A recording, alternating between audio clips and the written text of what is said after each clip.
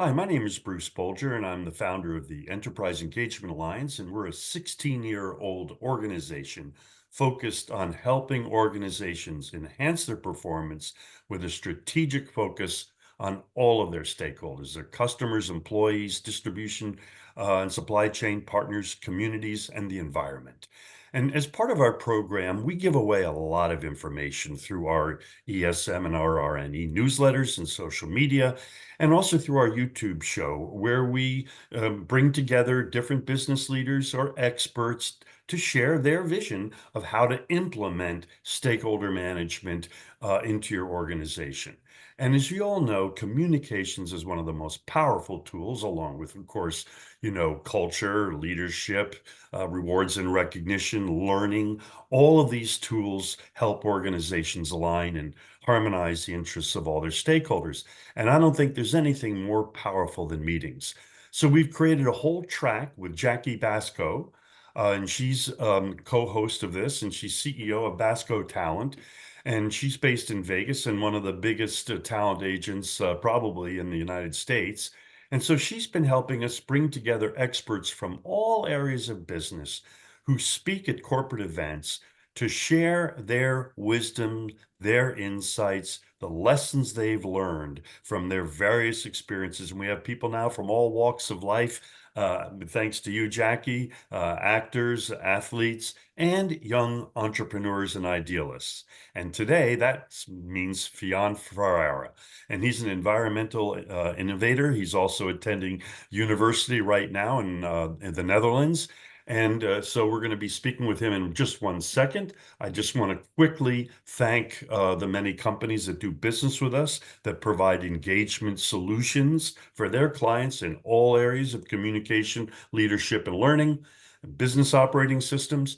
And then I just would remind everybody that the Enterprise Engagement Alliance at theeea.org gives away a bunch of information. Yes, we have a learning program and a how-to set program, but we give away a lot of information in our quest to make business better. So thank you very much for enduring that. I am going to stop the share.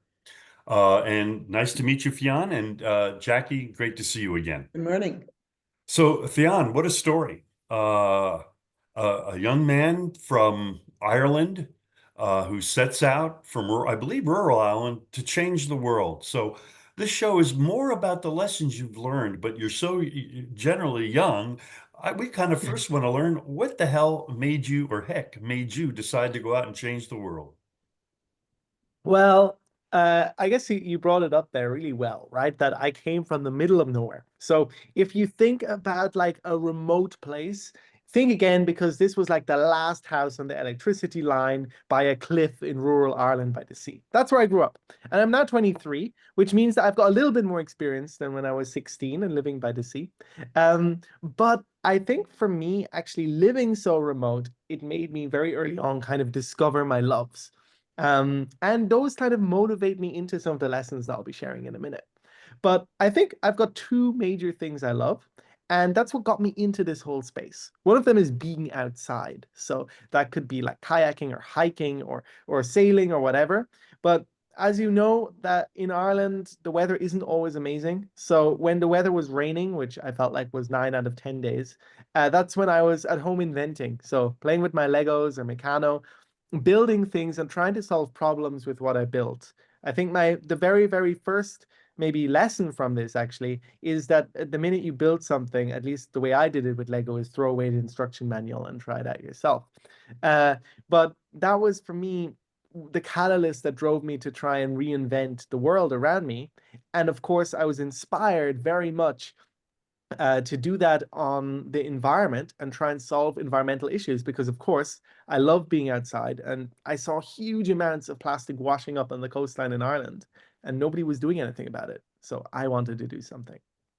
So you lived by the sea and you saw all that junk, and so you set out to do something about it at the age of 16. So just quickly tell us a little bit. So what did you do? Okay, and by the way, you must feel very satisfied now that this whole issue of microplastics has become a major deal now. Our family won't even buy, there's not one anybody in my family who will buy a plastic bottle anymore. Everybody's using glass bottles now. And I guess you can say that maybe you had a little part of it. So anyway, how did you, okay, you decided you want to do something about it. What did you do? Well, plastic pollution on the coastline is a huge problem. Well, we see it everywhere, but how big of a problem actually is it? That was what I wanted to ask because we've all been told it's a huge problem. But I at first thought, well, look, the plastic's lying on the beach. It doesn't look nice, but it doesn't look like it's harming anybody. It looks like a rock, inert.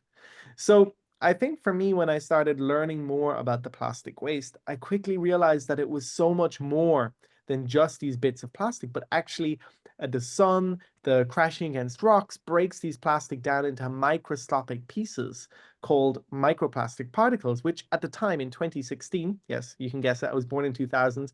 In 2016, there was nobody really talking about them.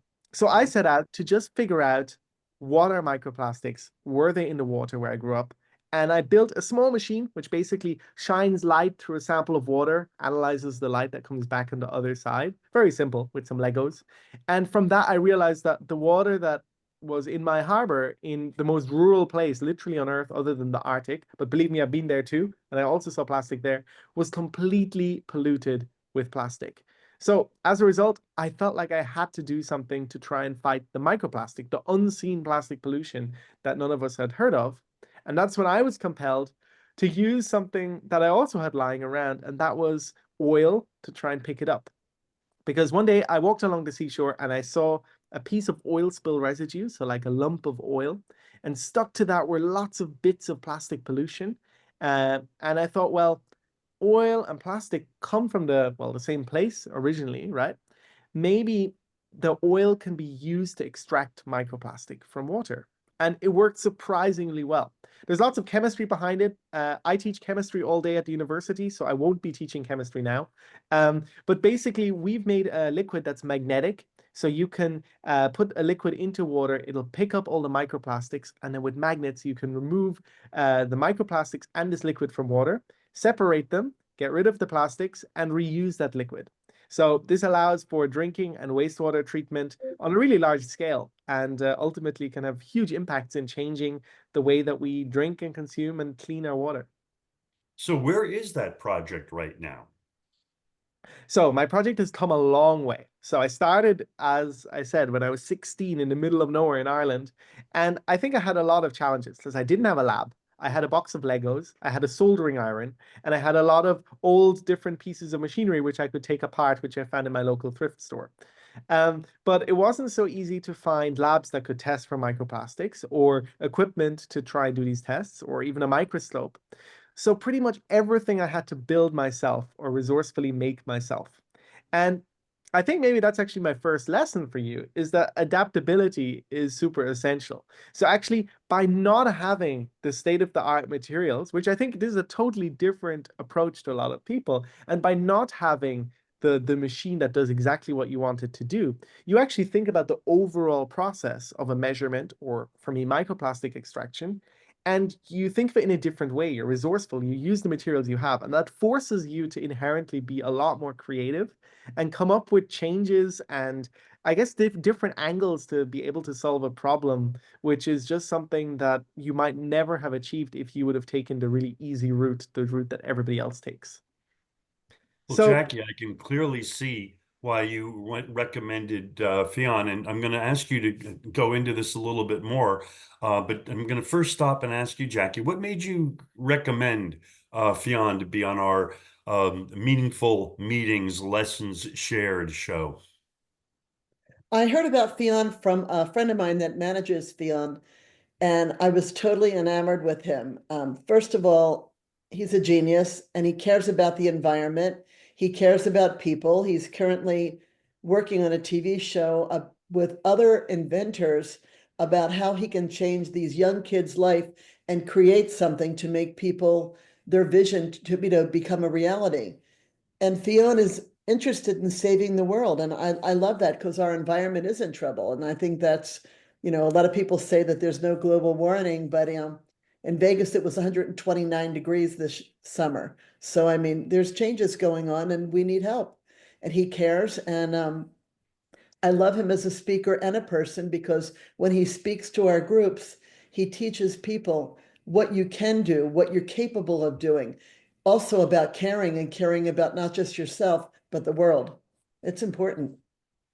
Well, so Fionn, obviously one of your cool lessons here was that having the best equipment is great. I'm sure you would enjoy having your lab filled with all that best equipment. But what you're telling us is that the fact that you didn't turned out to be somewhat of an opportunity, that it forced you to be more resourceful. But obviously you had to have tremendous audacity. What would make a 16-year-old think, me growing up in New York, I'd be thinking, I don't have any money. I don't know any famous people. I don't have any, there's nobody, I don't have a mentor who's going to call the Wall Street Journal and tell them I'm a genius. What made you think? What made you so audacious? Was this your parents or what the heck? Well, perhaps it's the way we look at the problem to be solved, right? So for me, I just love inventing. I like changing the world is great and all, and I love the outcome of what I do, but it's also just a heck of a lot of fun to be in the lab and to play with the things that I do. So for me, at that time, I was solely motivated by the fact that I was building and working on this quite complex problem. It seemed like there were avenues that I could explore in every direction. It was a complete playground of things that I could do. Nobody was telling me what I could or couldn't do because what I was doing, well, I was the first in the world doing it. And to be honest, I could make do in the innovation process, the first steps, with all the materials I had. I was able to make my own extraction fluid. I was able to test with my own equipment. And I was able to write those results and make a nice publication. And with that, I just took it where pretty much every other teenager takes their science ideas, well, to a science fair. So I went to ICEF, which you probably know, the International Science and Engineering Fair in the US, but then also the Google Science Fair. And I actually won the Global Grand Prize with the Google Science Fair, which I can say was quite lucky because that immediately allowed me to, tell my story and people actually believed me, which was not something that happened at first. But I'm actually quite thankful of that because by people maybe not believing you and actually you having to prove yourself with your science, you make sure that your science is really convincing. So I think, I've done a lot of other studies and other research since, but my science now for that project is so convincing because I mean, I didn't have any scientific accolades to back me up. The only thing I had to back me up was the raw data. Okay, So well, two more lessons. Hold on. Two more lessons. It's our job to extract them. First off, what you're really saying is that the best advice is to love what you're doing. In other words, absolutely, the don't process, not the outcome. and because if you're thinking about the outcome, A, you can get very discouraged real quickly, right? Because holy cow, am I ever going to do that? And then secondly, by enjoying it and by being your own boss, you had agency and ownership in it that was self-sustaining. But then the next lesson from you is, nonetheless, at some point, you need credibility. You do. Absolutely. You were not And gonna, you were gonna, it was gonna be a hopeless thing if you wrote some paper and posted it on LinkedIn and showed it to a bunch of people. You needed somebody to say, this is valid, correct? exactly. Like it's really difficult, particularly as a young inventor and scientist. I feel like people will not take you seriously. They'll think, "Ah, you're a nice little young inventor. You'll be a great scientist when you're old and have a PhD." And I really am motivated by the fact that, well, maybe when I'm old and have a PhD, there's no more planet to sit on. So I don't think there's time to be waiting around. And quite honestly, I had a great idea, which I knew could have an impact on the world. I wanted to scale it there and then. And to try and build that credibility, that's difficult. And I think perseverance, but also making sure that the underlying science, the underlying facts, the innovation itself is so well thought through and so robust that nobody can say anything against it. That is, I think, the way that you can really build credibility, at least in a tech or environmental space.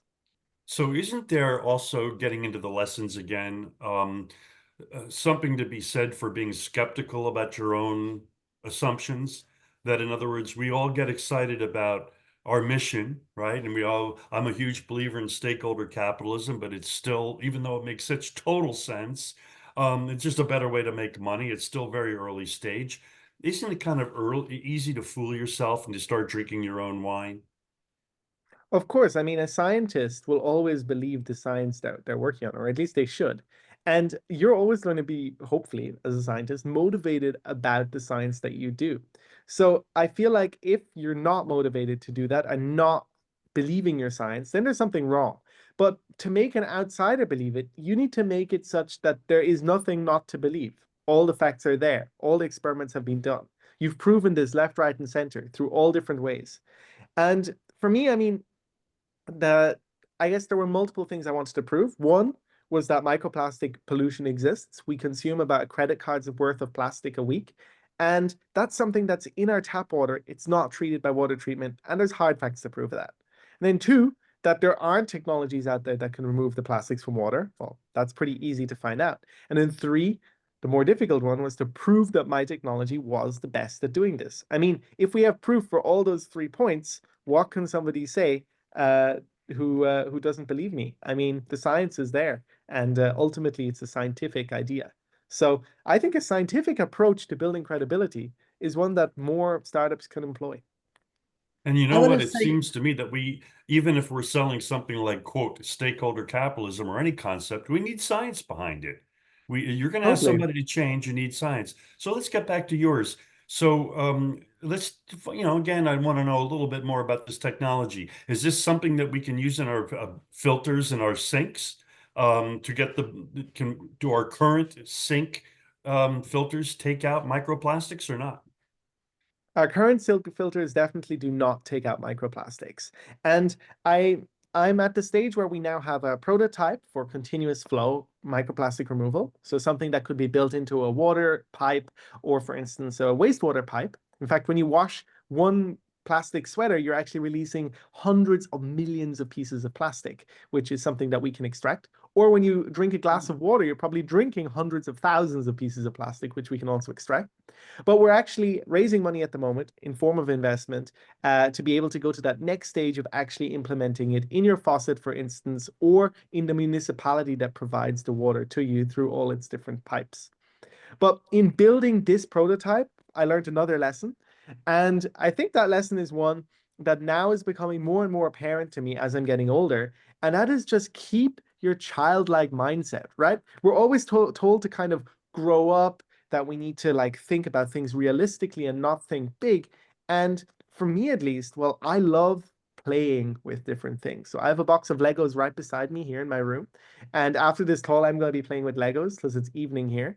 And actually playing and trying out things that you might think might not work, but you just play with them for whatever reason is what got me through building my whole prototype.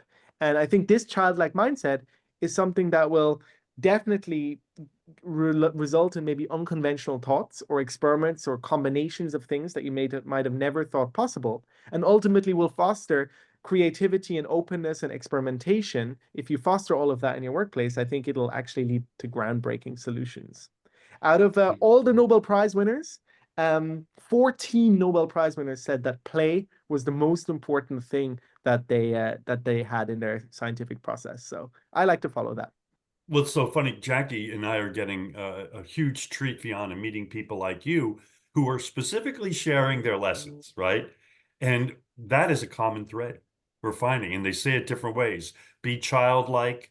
Um, John, yesterday, O'Hurley, better known as Jay Peterman in Seinfeld, told us imagination is one of the core three foundations of a successful life. And he doesn't define success as money. He defines it as happiness, satisfaction. Oh, So that's, you say don't lose your childlike soul, but that's the same thing to me. Always be open. So you must have had some pretty big challenges along the way here, right? Sounds like you're on your way. You might be hopefully will be raising money, right? For this venture. And what's the name of the venture, by the way? Our venture is, well, Fionn Co is my venture company, but we also Okay. have a nonprofit where people can donate, which is a 501(c)(3) called the Green Journey Coalition. So you're going to fund this as a not-for-profit rather than as a for-profit We at have this two phase? frames. So I took definitely the purpose before profit direction. I think we can apply this in different ways. If a municipality wants to implement microplastic removal in their water, well, for me, that's a commercial application. So that's a for-profit application. But now if a nonprofit comes to us and they already have a ship that's removing large plastics from the oceans and they want to remove the smaller ones too, well, we feel like actually providing that in a nonprofit sense and allowing them to work on our tech is important. So we actually, in this case, ride two boats. People can donate to the nonprofit area, and then all the research we do with that money is actually research that funds this whole nonprofit area, and it ultimately results in things for the greater good. Or people can invest in our for-profit, which is an LLC, where we actually have technology which can be licensed by beverage companies, by water treatment companies, or even by companies who want to build this into the faucets that are in your homes. So, Jackie, we can say we knew him well. So Yes, let we me ask can. you this, Fionn. Um, just to distinguish, there are other efforts to remove large plastics from the ocean. They've been well covered. You're not that. You're specifically focused on microplastics, correct? Absolutely. We remove things that are so small that you can barely see them with the naked eye. So here's what's really interesting. You must have jumped out of bed, or somebody must have called you when that scientist came out about 6 months ago, and talked about microplastics. Am I wrong, or did that blow your mind almost when that research came out? Because you were already well on your way. Well, to be quite honest, I was not blown by the research because for me, I feel like this is something that's been said by many scientists so far. But actually having somebody that says explicitly that microplastics are in the blood of every person on Earth, that they've been found in the brains of all the people that they tested in their experiments, well, that for me was scary. And these have been linked to cancer, to Alzheimer's, pretty much whatever you can think. That for me actually was really reassuring. Well, first, I have business, which is good, but also it means that more people are learning about this problem and actually want to do something with it. And ultimately, maybe we can get to the root cause and the root solution here. Because I'm cleaning up plastics, and believe me, we've got enough plastic in our water that we'll be cleaning up plastic for the rest of our lives from water. But also, there's situations where, for instance, we ultimately want to stop putting plastic into the water in the first place.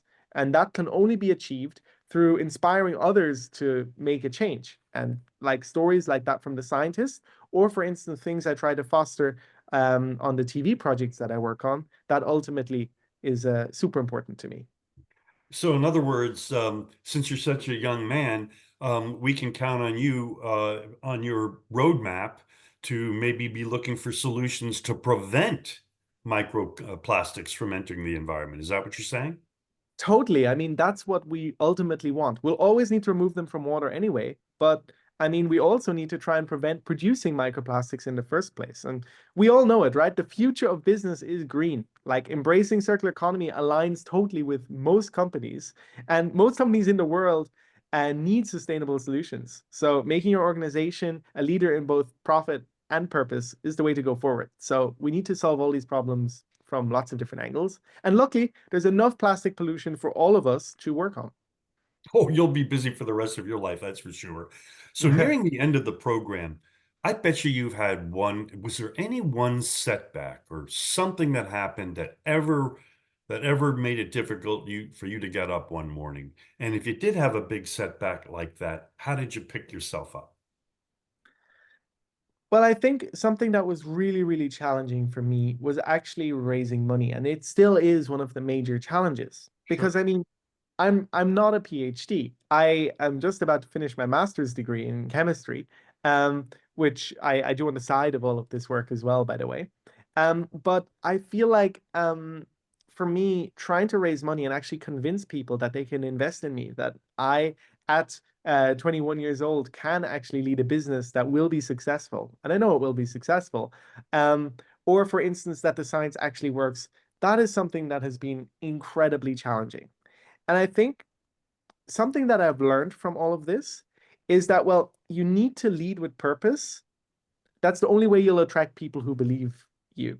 So at first, I felt like I was telling all of this, And I was talking about this, but then they were saying, well, you still drink water out of a plastic bottle. And I know this sounds super small, but I found that when we lead a company and you actually embody the whole mission of the company, beyond just profit, and you galvanize pretty much all these core concepts, what you really stand for, into your entire life, that inspires a lot of different clients and partners and funders to actually join that journey.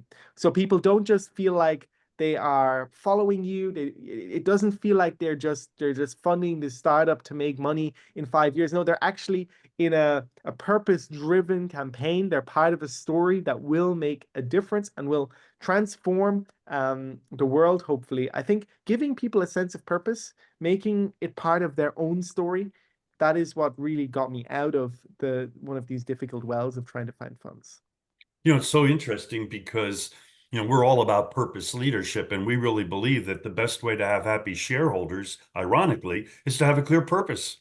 So it's as if I've almost paid him, Jackie, to say what we've spent 20 years advocating to people. Start with purpose, because purpose, right, helps you make decisions better too, doesn't it? When you have a very clear purpose, there's always trade-offs. In Yeah, business, you Hopefully. always, and in life, there are trade-offs, right? So, but if you have a clear purpose, you can kind of better explain why we made that trade-off. But here's what you're telling us, Fionn, which is even more interesting. Your experience has been, at least in your domain, a better way to foster interest is not just to talk about money. It's not just to talk about 5-year EBITDA projections, but to start with the foundation of what are we trying to accomplish as an organization?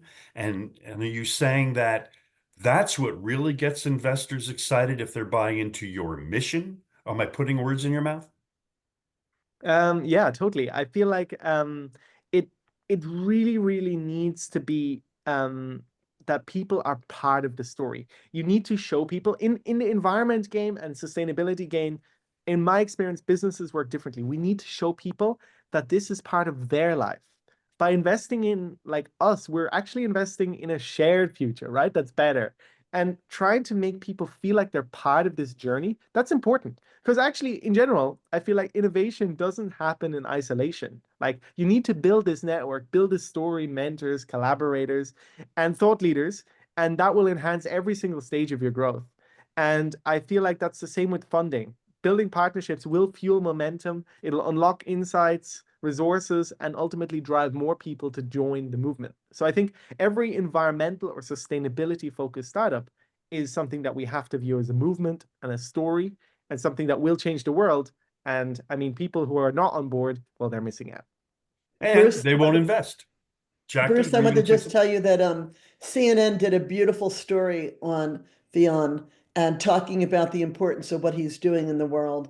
And I know that Robert Downey Jr.'s company and a lot of companies have started investing and helping him with his research to create a better environment. It's been amazing. Yeah, So, I've had quite the journey. I feel like I've engaged with many really, really amazing people on this. So Robert Downey Jr.'s Footprint Coalition have given us money as well as many other quite well-known organizations. And look, they're on the boat. All these cool people are here in the club. Like, what are you waiting for? well, we're going to give you an opportunity to share that story. So let me wrap up with this last question. So it's like somebody 16 or 17 years old comes up to you and she says, Fionn, I want to do this too. I have a dream. I've developed a new solution for some other issue. What would you tell her? Good question. So, well, I think that change making, and that's what I kind of look at this, is something that grows on you and you get addicted to it. I find it very addictive. I feel I'm making change all the time. But what I would tell them is breathe, step outside, because probably your biggest breakthrough is going to be beyond your office. Innovation and inspiration lie beyond the walls of our lab, of our office, of our workspace. For me, and like a lot of other people, and I would encourage young people too, is that you need to connect with what you want to do. So if you want to change the world, you need to go into the world.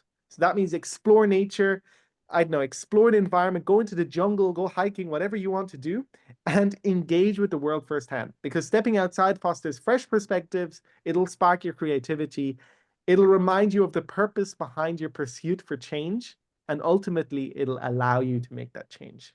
So, Jackie, his advice for young people is go out and take a hike. Exactly. And there's not enough people doing that at the moment. Well, by the way, if you ever come to New York, I'm a big hiker. It's great hiking here. You wouldn't believe it.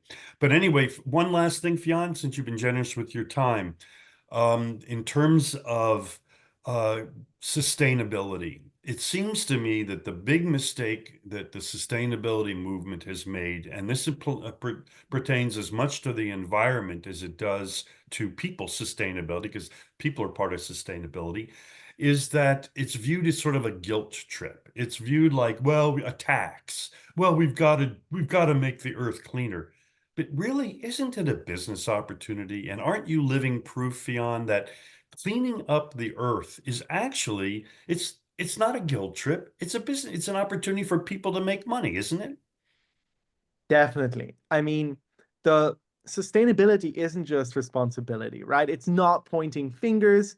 It's definitely the business opportunity of our time. I mean, it offers more than a path to responsibility. It opens a market for new innovation, efficiency, long-term growth.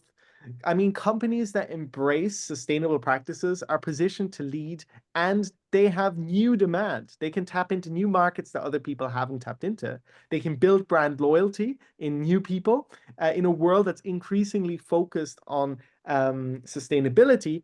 And of course, uh, there's no limitation. Sustainability is powerful driver of competitive advantages, and of course, a future-ready business. We need to design for the future, right? And hopefully our future is green. So you want to be part of it. I think if you're not in the sustainability train and not on that because you think it's just about responsibility, think again, because sustainability is a business opportunity. Boy, what a beautiful ending to the show. Can't thank you enough, Fionn, and good luck on your ventures. And Jackie, thank you so much for introducing us. You're Um, welcome. and this show will be available next week in our media and in our library and for years to come, Fionn. And we'll look forward to catching up with you and see how you're doing in a couple of years.